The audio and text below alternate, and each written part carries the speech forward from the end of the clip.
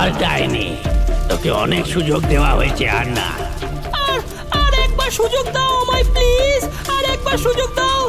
না না, বাচ্চাদের ভয় দেখাতে পারিস না, গ্রামে তাণ্ডব চালাতে পারিস না, কেউ তোকে দেখে ভয় পায় না, তাই তোর বেঁচে থেকে আর লাভ নেই। এই মামদো, দড়ি ধরে টান মার। না না না না, আমায় শেষবারের মতন সুযোগ দাও। আমি আমি বাচ্চাদের আর অনেক অনেক মানুষদের এনে দেবো তোমাদের কাছে।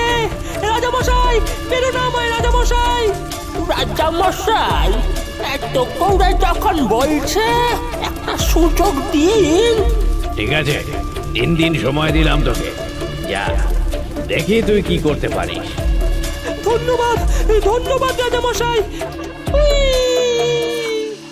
ভূতমহল থেকে তাড়া খাওয়ার পর ডাইনি বাসা বেঁধেছে ল্যাংড়াপুর গ্রামের বট গাছে। এখন তার কাছে বেঁচে থাকার একটাই উপায়, গ্রামে মানুষদের ভয় দেখানো। হার মানবো না আমি, কিন্তু আমায় লুকিয়ে লুকিয়ে সব কাজ করতে হবে যাতে কেউ টের না পায়। আর তার জন্য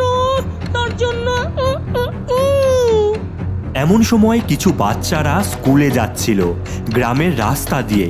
তাদের দেখতে পায় ডাইনি। ওই তো বাচ্চাদের পিঠে স্কুল ব্যাগ। ওর মধ্যে ঢুকে পড়ি, কেউ দেখতে পারবে না আমায়। এরপর ডাইনি গৌরীর স্কুল ব্যাগে ঢুকে পড়ে আর সকল বাচ্চারা স্কুলে চলে যায়। তাই বলি, সবাই বই ব্যাগে ঢুকিয়ে নাও, টিফিনের সময় হয়েছে। Tiffin time, hurray! সব বাচ্চারা হাত ধুতে ক্লাসের বাইরে চলে যায়, কিন্তু গৌরী তার বেঞ্চ ছেড়ে কিছুতেই উঠতে পারে না। ইমা, আমি উঠতে পারছি না কেন? এমন সময়ে ডাইনি ব্যাগ থেকে বেরিয়ে জোরে হাসতে থাকে আর গৌরীর শরীরে প্রবেশ করে। এরপর একে একে সব বাচ্চার ব্যাগ থেকে টিফিন বক্স বার করে খেতে থাকে ডাইনি। কিছুক্ষণ পর বাচ্চারা ক্লাসে ঢুকলে দেখে তাদের টিফিন বক্স খালি আর গৌরীর মুখে সমস্ত খাবারের দাগ লেগে। এ গৌরী, তুই আমাদের টিফিন খেয়েছিস? বাজে মেয়ে, চুরি করিস তুই? এই দেখো স্যার, এই দেখো, এই যে গৌরী সবার টিফিন খেয়েছে স্যার, সবার টিফিন খেয়েছে। না স্যার, আমি কিচ্ছু করিনি। চুপ, আবার মিথ্যা কথা। আজকে ক্লাস শেষে পুরো ক্লাসরুম পরিষ্কার করবে তুমি। তাই হলো, ক্লাস শেষে গৌরীকে সমস্ত ক্লাসরুম পরিষ্কার করতে হলো। আমার সাথে যে আজ কি হলো কিছুই বুঝতে পারছি না। গৌরী, খেতে আয় মা। হ্যাঁ মা, আসছি। এমন সময় ডাইনি ব্যাগ থেকে বের হয়। এইবার গ্রামবাসীর পালা। পরের দিন গৌরী ট্রেনে করে যাচ্ছিল তার দাদুর বাড়ি মায়ের বানানো নাড়ু দিয়ে আসার জন্য। ট্রেনে অনেক মানুষের ভিড়। এই চারটে লেবু 10 টাকা, এই চারটে লেবু 10 টাকা। একবার মুখে নিন, স্বাদের পরিচয় নিজে নিন। এমন সময় হঠাৎ করে ট্রেন কাঁপতে থাকে, যাত্রীরা চিল্লাতে থাকে। ওরে বাবারে, কি হচ্ছে? এ কি? ঠিক সেই সময় গৌরীর ব্যাগ থেকে বাইরে বের হয় ডাইনি আর গৌরীর শরীরে প্রবেশ করে।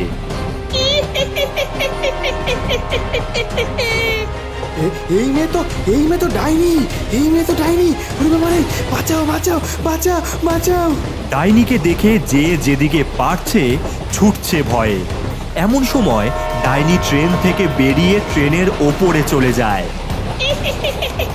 এখন এই ট্রেন আমার, রাজা ভীষণ খুশি হবে।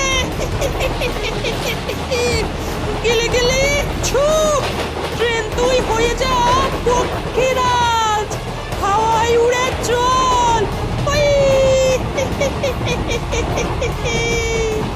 এরপর ট্রেন আকাশে উঠতে থাকে। বাঁচাও, আমাদের বাঁচাও। কেউ বাঁচাতে আসবে না রে। এরপর ডাইনি সমগ্র যাত্রীদের নিয়ে পৌঁছায় তার রাজার সামনে আর বলে, এই নিন রাজামশাই, এই সব লোক আপনার। বাহ ডাইনি বাহ, আমি খুব খুশি হচ্ছি, তোর কাজ চালিয়ে যা। এরপর ডাইনি উড়ে এসে গৌরীর বাড়িতে প্রবেশ করে আর গৌরীর শরীর থেকে বেরিয়ে ব্যাগে প্রবেশ করে আর ঘরের ভেতরে ঢুকে যায়। তবে এই দৃশ্য ঝোপের আড়াল থেকে দেখছিল গোপাল, হাবলু আর পাঁচু। তারা ছুটে গিয়ে গৌরীর মা আর বাবাকে সমস্তটা জানায়। ওগো, আমাদের মেয়েকে বাঁচাতেই হবে, তুমি কিছু একটা করো। হ্যাঁ হ্যাঁ, এখনই তারানাথ ওজার কাছে চলো সবাই। সকলে তারানাথ ওঝার কাছে গিয়ে সবটা বলার পর তিনি বলেন, তোর মেয়ের শরীরে বাসা বেঁধেছে এক ডাইনি, কিন্তু সে থাকে তোর মেয়ের পছন্দের স্কুল ব্যাগে। কি উপায় এখন? যেভাবেই হোক ওই ব্যাগ তোর মেয়ের কাছ থেকে দূরে সরা। তাই করার চেষ্টা হলো। গৌরীর ব্যাগ নিয়ে গোপাল আর তার বন্ধুরা ব্রিজের ওপর থেকে গঙ্গায় ব্যাগ ছুঁড়ে মারল। যা ডাইনি, বিদায় হ। তবে ব্যাগ ফেলে ঘরে যেতে না যেতেই সেই ব্যাগ আবারও গৌরীর ঘরে চলে যায়। এই এই ডাইনি সহজে আমার মেয়ের ঘর ছাড়বে না। কাকু, আমার মাথায় না একটা বুদ্ধি আছে, আমার সাথে এখনই চলো। এরপর সকলে মিলে বাঁশবাগানে গিয়ে গর্ত করতে থাকে। এই নে ডাইনি, এবার তুই গর্তের মধ্যেই থাক। খুব ভালো বুদ্ধি বের করেছিস গোপাল।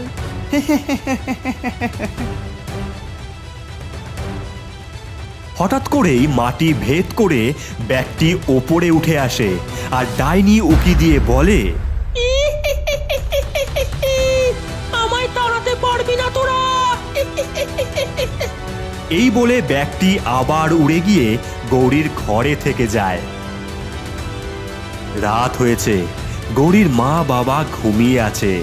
এমন সময় উপস্থিত হয় কালী ঠাকুর আর বলে, ওঠ প্রতিমা, দেখ আমি এসেছি। মা, তুমি দেখা দিয়েছো, আমার মেয়েকে বাঁচাও মা। ওই ব্যাগটাকে আগুনে পোড়া, তবেই তোর মেয়ের মুক্তি হবে। চলি রে প্রতিমা। জয় মা কালীর জয়। পরের দিন রাতে সকলে মিলে গ্রামের মাঠে আগুন জ্বালায়। গোপাল, তুই ওই ব্যাগটাকে আগুনে ছুঁড়ে মার। এই নে ডাইনি। ব্যাগটি আগুনে পড়তেই ডাইনি চিল্লাতে থাকে, আমায় মেরো না, ছেড়ে দাও, আমি তোমার মেয়েকে ছেড়ে দেবো, ছেড়ে দেবো। আগে বল, কেন করেছিস এই সব তুই? আমাদের রাজা রাজা আমায় মেরে ফেলতো।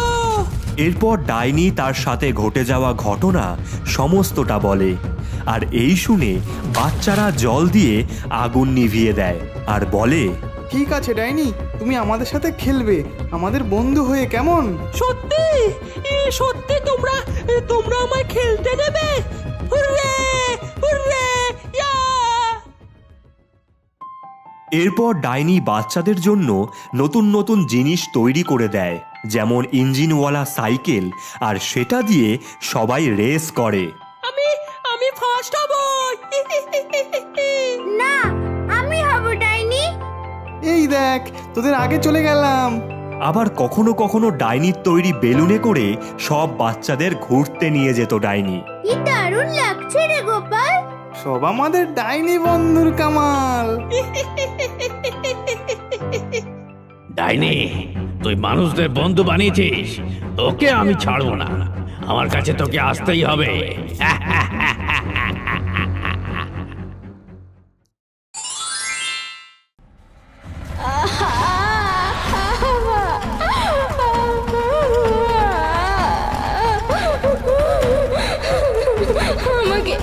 আমাকে ছেড়ে দাও তোমরা। আমি কি দোষ করেছি? আমি কি অপরাধ করেছি? আমাকে ছেড়ে দাও আমাকে।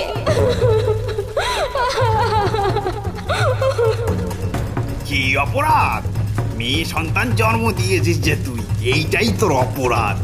পুড়িয়ে মারো ওকে। ওর বাঁচার কোনো অধিকার যে নেই। মেরে ফেলো ওকে, মেরে ফেলো, মেরে ফেলো, মেরে ফেলো। আমার মাকে মেরো না, আমার মাকে মেরো না, ছেড়ে দাও তোমরা। আমি হাত জোর করছি, আমি হাত জোর করে বলছি, আমার মাকে ছেড়ে দাও। ইয়া!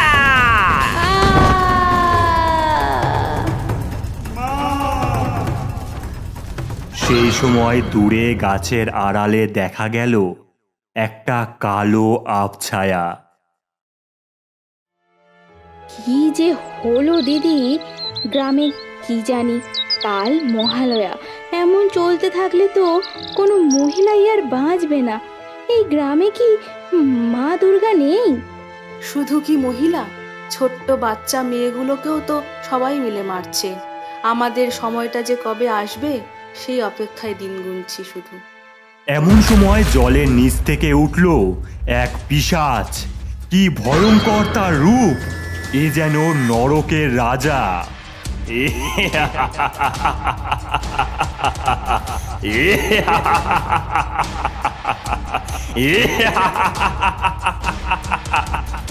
পিশাচ হাত বাড়িয়ে একটা মহিলাকে টেনে ওপরে তুলে ধরে ঘাড় মোটকে দিল। এই দেখে আর একজন মহিলা দৌড়ে পালালো সেখান থেকে। গ্রামের মানুষেরা তখনও জানতো না এই গ্রামে এসেছে এক কর্ণ পিশাচ। কোনো লোক রাস্তা দিয়ে হেঁটে গেলে প্রথমে তার ঘাড়ের ওপর লাফিয়ে পড়ে সে, আর তারপর তার শরীরে প্রবেশ করে তার স্ত্রী কিংবা যেই নারী মেয়ে সন্তান জন্ম দিয়েছে তাকে হত্যা করে ভূষণ্ডির মাঠে কবর দেয়।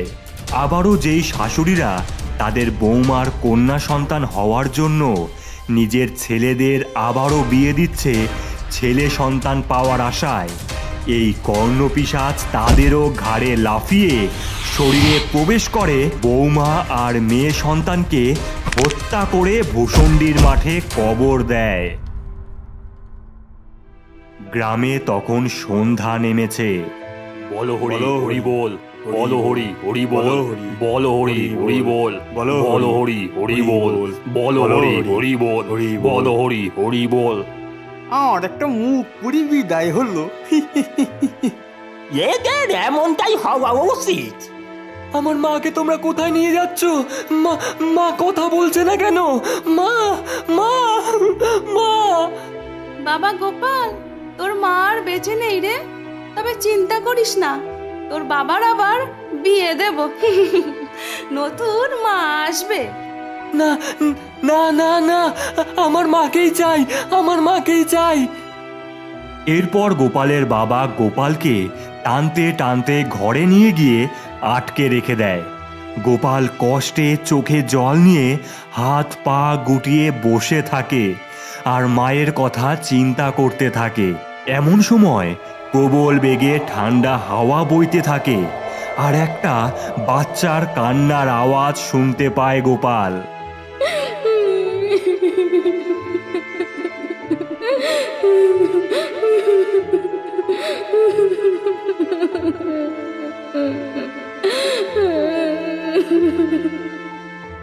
এই যে আমার বোনের ডাক, কিন্তু কিন্তু বোন ডাকবে কিভাবে? বোনকে তো ওরা...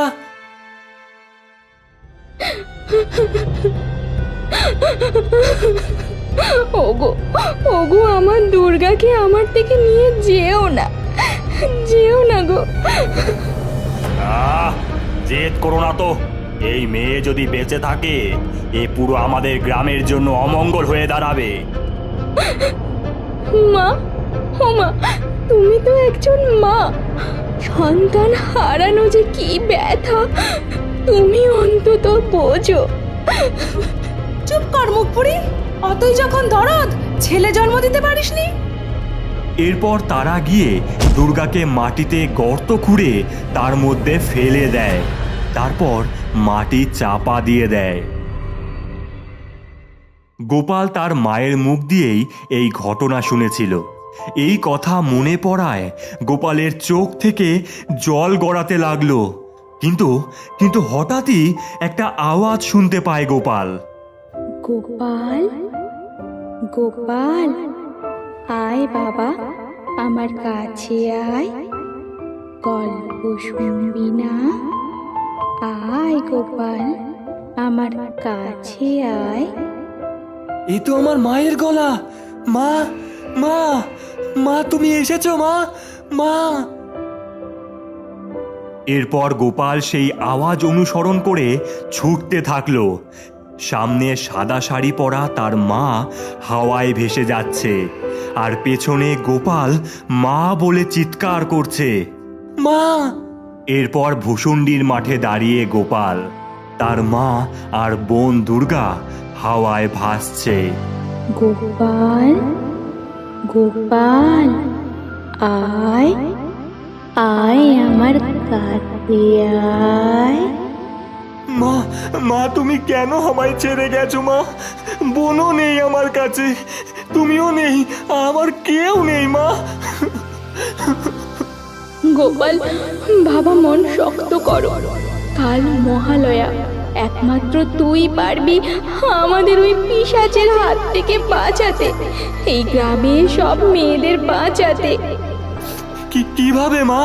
এই গ্রামের একেবারে শেষের দিকের জঙ্গলে যে দুর্গা মন্দির রয়েছে, সেই মন্দির বহু বছর ধরে বন্ধ। কোনো পূজা দেয়া হয় না মাকে, আর সেই পূজা এই গ্রামের কোনো ছেলেকেই করতে হবে। তুই সেখানে যাবি বাবা গোপাল, যাবি, গিয়ে মাকে পুজো দিবি, প্রদীপ জ্বালাবি, দেখবি, দেখবি মা নিজেই রক্ষা করবে, মা নিজেই রক্ষা করবে। আচ্ছা মা। কিন্তু কিন্তু গোপাল, মনে রাখবি বাবা, মা দুর্গার কাছে যাওয়ার পথ সহজ হবে না। এই নে, এই নে, ধর এই ত্রিশূল আর এই থলি। মনে রাখিস, যাই হয়ে যাক না কেন, পিছন ঘুরে তাকাবি না, তাকাবি না পিছন ঘুরে। আমি পারবো মা। অন্যদিকে রাত গাঢ় হয়েছে। ভূষুণ্ডি মাঠের ঠিক পাশেই কর্ণপিশাচ আয়োজন করেছে এক মহোৎসবের। প্রতিষ্ঠা করেছে এক বিশাল অসুরের মূর্তির। কর্ণপিশাচ ভোগ সাজিয়ে দিচ্ছে সেই মূর্তিকে উদ্দেশ্য করে। চারিদিকে আটক করে রেখেছে গ্রামের সমস্ত মহিলাদের। না, শুধু মহিলারা না, ফাঁসি কাঠের মধ্যে রয়েছে বেশ কিছু ছোট মেয়ে বাচ্চারা, যাদের চোখের জল স্পষ্ট। ঠিক তার পাশেই দেখা গেল কতগুলো কঙ্কাল নৃত্য করছে এই মহোৎসবে। অপরদিকে গ্রামের কিছু বিশিষ্ট ব্যক্তিরাও উপস্থিত হয়েছে। তারা যেন নারীদের কান্না শোনার জন্যই দাঁড়িয়ে রয়েছে। অপরদিকে গোপাল এক হাতে হেরিকেন নিয়ে আর এক হাতে মায়ের দেওয়া ত্রিশূল নিয়ে হাঁটছে বনের রাস্তা দিয়ে। হঠাৎই শুরু হয় প্রবল হাওয়া, বিদ্যুৎ চমকাতে থাকে। সে শুনতে পায়, যাস না গোপাল, ওই পথে গেলে তোর ঘর মুটকে খাবো।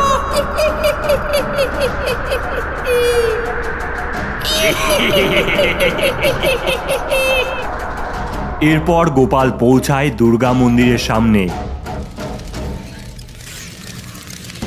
অন্যদিকে কর্ণপিশাচের সমস্ত আয়োজন প্রায় শেষ। এবার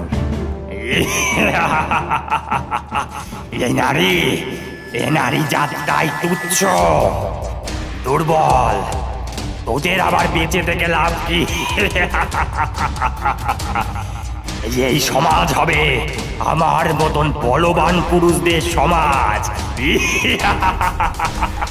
হ্যাঁ, এই সমাজ আমাদের সমাজ, পুরুষের সমাজ। আমরাই হলাম সর্বশ্রেষ্ঠ। এই বাচ্চাগুলোকে মেরে এই রাতে আমি সর্বশক্তিমান হব। কর্ণপিশাচ যেই খাড়া তুলেছে,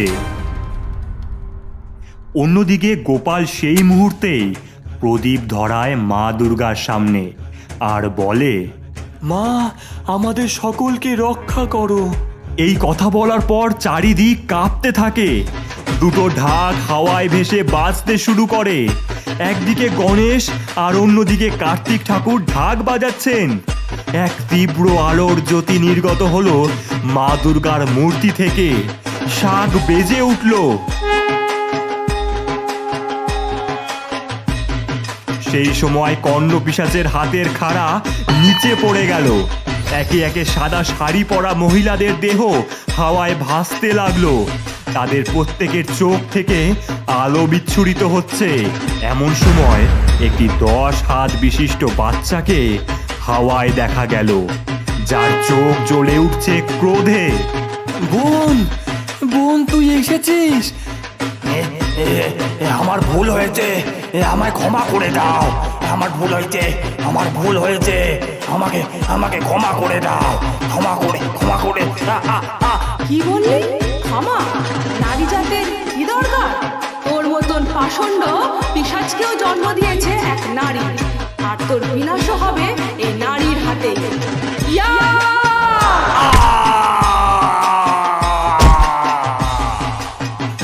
এই বলে মা দুর্গা পিশাচের উদ্দেশ্যে ত্রিশূল ছুঁড়ে মেরে হত্যা করে, আর তার রক্ত গিয়ে পড়ে অসুরের মূর্তির ওপর।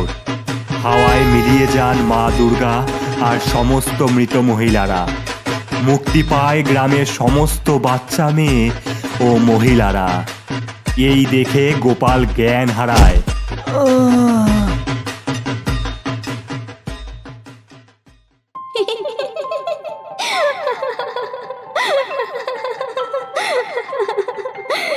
তাড়াতাড়ি আয় দাদা, তাড়াতাড়ি আয়।